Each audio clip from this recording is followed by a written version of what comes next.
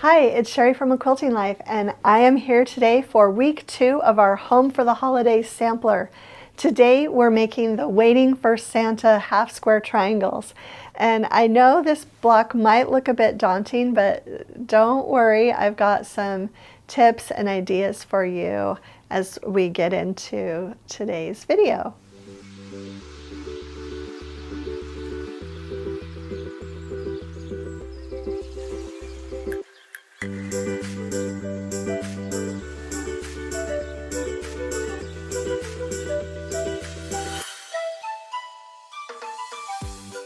Okay, once again, time to show the block before it was quilted up in our quilt. And this is the half square triangle block from the Waiting for Santa. In the book, there is a pillow and a mug rug with these half square triangles. And when you make the cover quilt, there are a lot of pieces left over that you can use to sew up into half square triangles. And so that is how these two projects in the book came about. What I would suggest to you, if you want, is that there are 81 half square triangles in this section of the quilt. And if you take 9 different fabrics and make 9 half square triangles out of each, then you have it.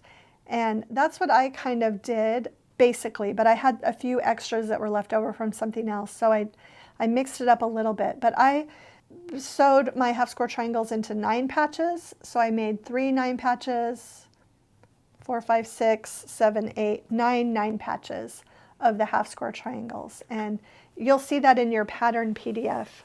But I just wanted to show you the back. A lot of my fabrics are pressed open.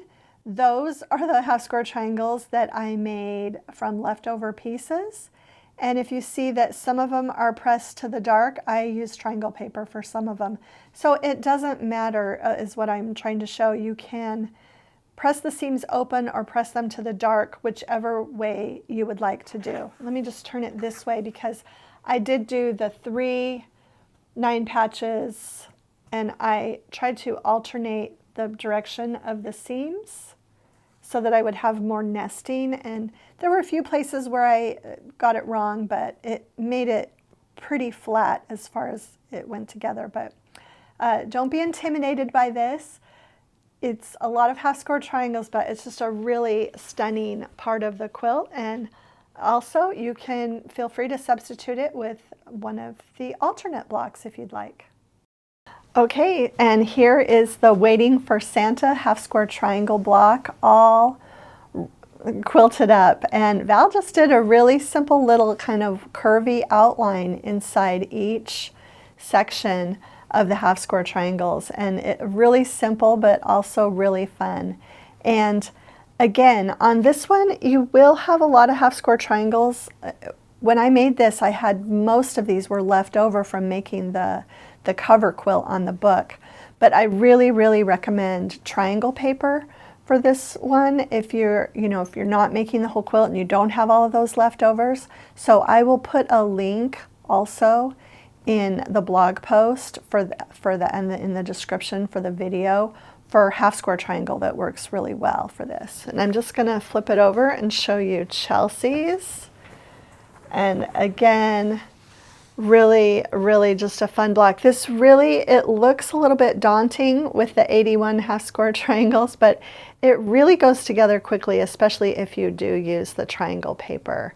And just really have fun with your placement, and you can see that it's just a block to have a lot of scrappy fun with. Okay, so that's it for today's video.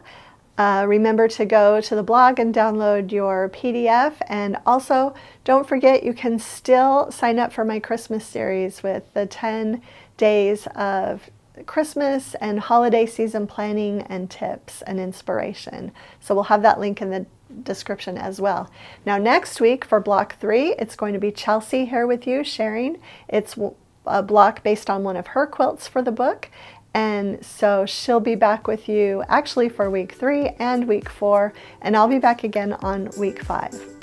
If you enjoyed today's video, please share it with a friend, hit the like button, and subscribe to our channel if you haven't already.